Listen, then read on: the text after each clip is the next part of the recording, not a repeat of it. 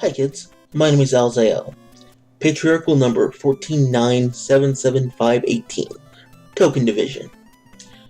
In recent days, I've been seeing a few blogs posts here and there talking about Gamergate. Some by those within the hashtag, but also from those without, all asking when we're going to sit down and talk about this like reasonable adults with the other side. And I would simply reply to these people that, well, it's never really going to happen. And let me be clear here. I don't say that because the Gamergate side is unwilling to talk with the other side. I say that because the other side really has nothing to say. Allow me to explain. Back in the old days of about 2 months ago, some of us gamers who frequent the game sites became aware of a scandal within the industry that pointed to much greater corruption problems in the overall video game developer and journalist population. Naturally, the people involved wanted answers and were angry, but well, we've all been down this road before, and most of us knew something of these problems already, so it was really nothing new and likely would have faded away. All they really had to have done was stand up and say, "We're sorry, we fucked up, it'll never happen again." You know, like reasonable people would do. Instead, they flew into a panic and tried to censor and silence anyone who had a dissenting opinion. Then screamed misogyny, hid behind claims of death threats, bullying, and doxing, while shamelessly and publicly engaging in those things themselves, flooded the internet with articles shaming and lambasting their customer base, while going on major news outlets crying about how their own industry is a hotbed of He-Man woman hating. You know, like reasonable people would do. Recently on Reddit, one pro-GG supporter started a subreddit for the anti-Gamergate side to voice their own ideas and air their views on Gamergate with others in a fair and open forum. Just let me repeat that for a moment. A pro-Gamergate person made a place, moderated by anti-Gamergate people, for the anti-Gamergate people to voice their opinions because he thought they weren't being heard fairly. So far, most of the participants have still been pro-Gamergate people, and the few anti-Gamergate people that have shown up have been more of the same people we've already seen ad nauseum. You know, whack jobs.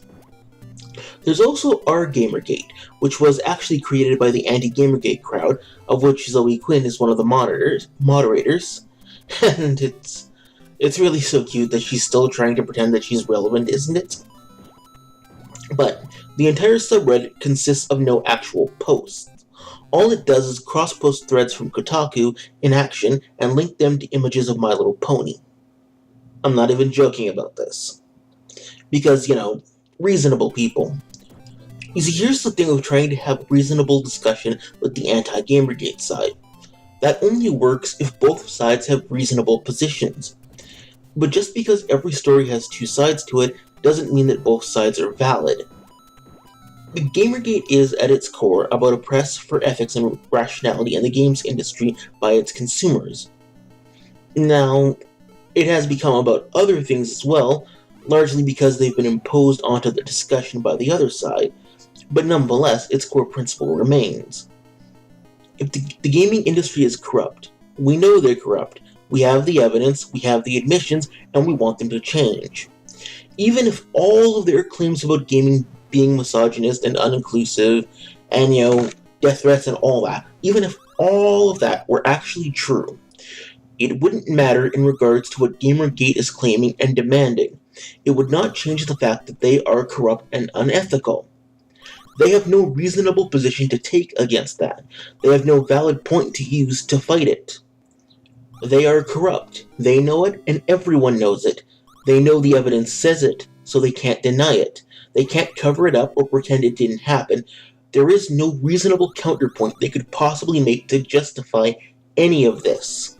The only thing they have, short of apologizing and actually trying to fix their mistakes, is to smear the other side and hope it sticks so that no one believes the claims.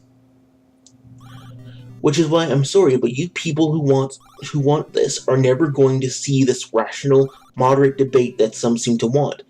It simply can't happen. This will end the same way it ended with Atheism Plus. We'll keep fighting and holding our ground until they inevitably self-destruct themselves. So, grab your PS3, PS4, Xbone, stock up on chips and soda because we're going to be doing a lot of level grinding, kids. But watching the end result will be glorious. I'm out for now, kids. Click that like button and subscribe if you like this video. And as my daddy always used to say, play the game.